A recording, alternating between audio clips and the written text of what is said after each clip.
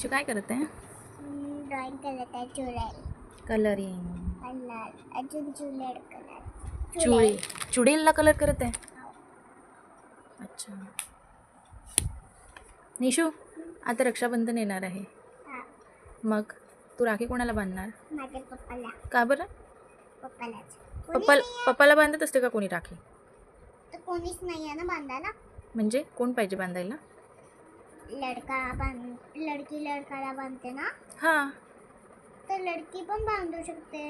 हा, लडकी बांधू शकते, पण कोणाला बांधावं लागते राखी? लडका लडका म्हणजे कोण असतो? तो आपला भाऊ. भाऊ. तुला भाऊ नाही आहे? नाही. मग तू पप्पाला बांधणार राखी? हां पप्पा तुझे भाऊ आहे का? हां खरंच का? हां. अच्छा, मग तू राखी तर आणलीच नाही. आपण डीमार्टमध्ये जाऊ तर डीमार्टमध्ये जायला तर वेळ आहे ग. तेव्हा रक्षाबंधन येऊन जाणार का? हो, आधीच येणार रक्षाबंधन.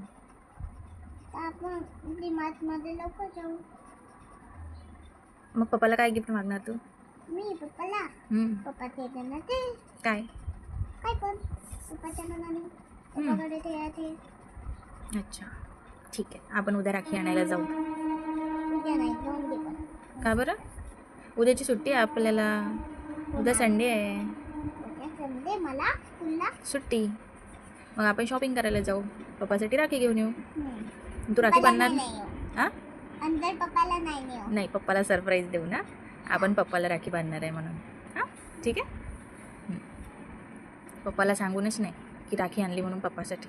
हो, आपण त्याला फक्त खालतीमध्येच लावू. हां मग अजून मग पिशवीमध्ये सकाळी पण उठायचं. खालतीमध्येच लावू. मग सकाळी उठायचं, आंघोळ करायची, रेडी व्हायचं, आणि मग सकाळी तुम्हाला सरप्राईज पप्पाला.